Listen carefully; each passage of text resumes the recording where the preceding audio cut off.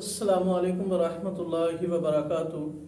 آج ہم بات کریں گے جو 2 دن پہلے فیصل آباد کے اندر ایک بچی کے اوپر ظلم و زیادتی ہوئی اور اس کی ویڈیو بنا کر وائرل کر دی گئی۔ تو وہ ایک امیر آدمی تھا جس نے ایک بچے کو مجبور کیا اور اس پر ظلم و زیادتی کی، پھر جوتے چھٹوائے۔ تو میں اس سے پہلے ایک واقعہ آپ کے سامنے شیئر کرتا ہوں۔ نبی پاک صلی اللہ علیہ وسلم جب مدینہ منورہ کے اندر گئے تو وہاں 3 قبیلے یہودیوں کے رہتے تھے، بنو قینقاع، بنو نذیر اور بنو قریظہ۔ تو نبی پاک صلی اللہ علیہ وسلم نے سب سے معاہدہ کیا۔ تو بنو قینقاع وہاں سونے کا کام کرتے تھے، ان کا ایک پورا بازار تھا اور معیشت کے لحاظ سے بھی مدینہ کے اندر وہ بہت زیادہ طاقتور تھے، پیسے والے تھے۔ تو بازار کے اندر بنو قینقاع کے ایک سنیارے نے ایک عورت کو چھیڑا اور پھر اس کے کپڑے اتار دیے، یعنی بے عزت کر دیا۔ تو ایک مسلمان دیکھ رہے تھے، انہوں نے اسے قتل کر دیا۔ پھر بنو قینقاع کے لوگ اکٹھے ہوئے، انہوں نے مسلمان کو قتل کر دیا۔ اب نبی پاک صلی اللہ علیہ وسلم نے فوراً ایکشن لیا اور وہاں سے صرف اس کے گھر والوں کو نہیں بلکہ پورے کے پورے قبیلے کو وہاں سے نکال دیا گیا۔ اور پھر نبی پاک صلی اللہ علیہ وسلم کے دور مبارک کے اندر ایک آدمی نے ایک بچی کے سر پہ پتھر مارے اور اس کے کانوں کی بالیاں اتار لیں، اور نبی پاک صلی اللہ علیہ وسلم آپ صلی اللہ علیہ وسلم بچی کے پاس آئے، آپ کو بتایا گیا بے ہوشی کا عالم تھا۔ تو بچی نے اشاروں بچی سے پوچھا کہ فلاں نے قتل کیا، اس نے انکار کیا، فلاں نے قتل کیا، اس نے انکار کیا، فلاں نے قتل کیا، اس نے کہا اشارہ کیا کہ فلاں نے قتل کیا۔ پھر اسے پکڑا گیا اور اس نے اقرار بھی کیا۔ تو نبی پاک صلی اللہ علیہ وسلم نے اسی طرح جس طرح اس نے بچی کے سر پہ پتھر مار کر اسے شہید کیا تھا، نبی پاک صلی اللہ علیہ وسلم نے اسی طرح اس کا بدلہ لیا اور اس کے سر پہ پتھر مار کر کے اسے ختم کر دیا گیا۔ پھر نبی پاک صلی اللہ علیہ وسلم کے مبارک دور میں کوئی ایک ایسا واقعہ نہیں ہوا کہ کسی عورت کی عزت کو لوٹا گیا ہو، کسی عورت کو ذلیل کیا گیا ہو۔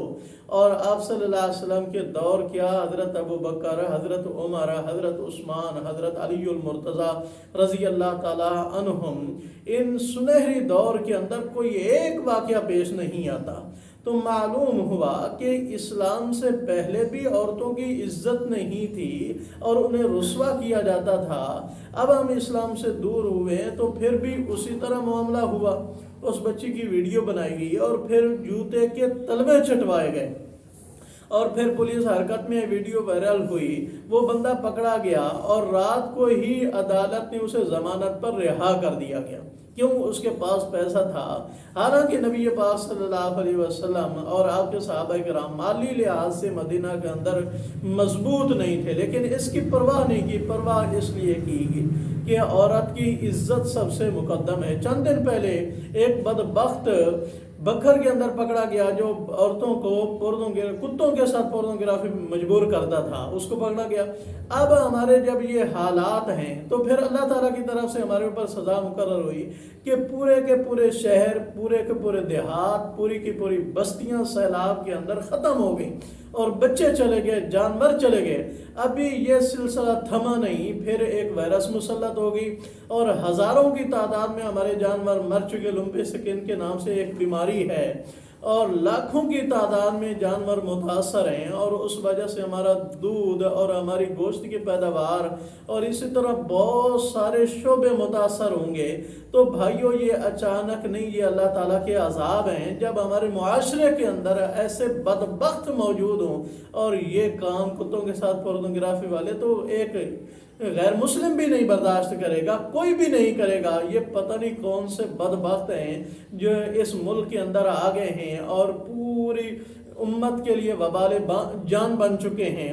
تو بھائیو، یہ سلسلہ کب ختم ہوگا؟ کب ہماری ماں اور بہنوں کو عزت ملے گی؟ جب میری مائیں اور بہنیں خود نکلیں گی اور ہمارے مسلمان بھائی، نوجوان، بچے، بوڑھے سب نکلیں گے اور یہ نعرہ لگائیں گے کہ ہمیں رسول اللہ صلی اللہ علیہ وسلم والا نظام چاہیے، اسی کے اندر ہمیں عزت ہے، اسی کے اندر ہم محفوظ ہیں، تب یہ حفاظت ہوگی ہماری ماں اور بہنوں کی عزتوں کی۔